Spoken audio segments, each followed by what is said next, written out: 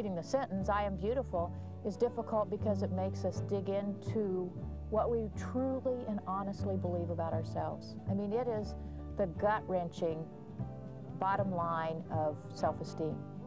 And answering the question changed my life. It really did. And I realized I could look at every other woman I knew and think, they're beautiful too. And do they know why they are?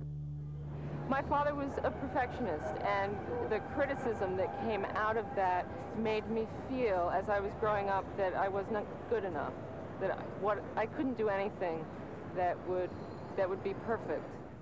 I remember times when I would go and look into the mirror and look at myself and just feel so ugly that I would actually slap myself and say, "You're ugly," and like a punishment.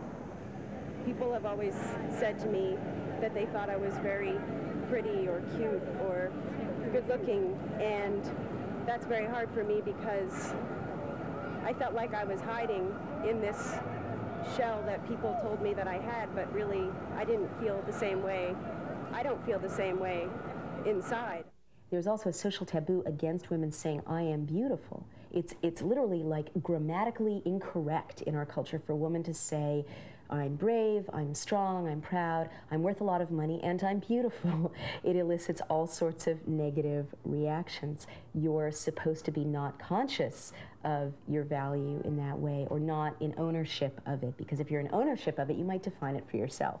I think a confident woman is beautiful. I think I've seen women who were 400 pounds and beautiful because they celebrated their lives. And I've seen women who were what our society would call perfect, beautiful, you know, physically gorgeous, who are miserable, and they're not beautiful to me. Should we put a few layers in it so that it can go a fullness, or you like it better when it's blunt?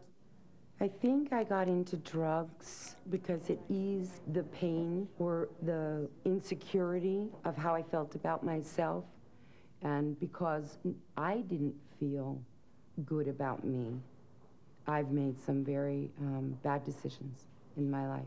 There are two kinds of self-esteem in a way. One is the sort of root self-esteem, which comes early, should come early, and is not related to accomplishment. It's a sense of being a good person regardless. It comes from being loved. That's how we know we're lovable.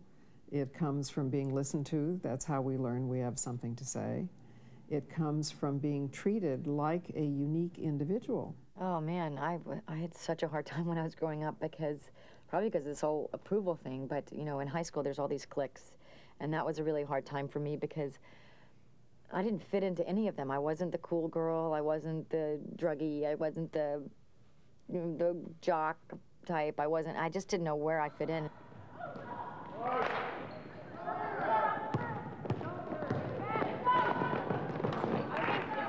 To feel beautiful, like personally, because I have a twin sister. Oh my God! No. Don't cry. And we don't look like we're fraternal, and we're always compared to each other. And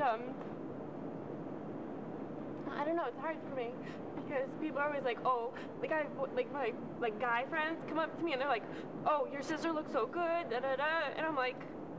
You know, like, no. No.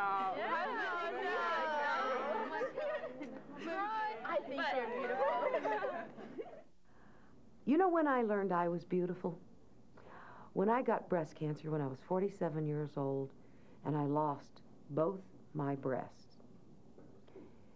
And Rolf, my partner in life, has made me understand, and I have come to understand, that beauty and femininity and sexuality have nothing to do with body parts.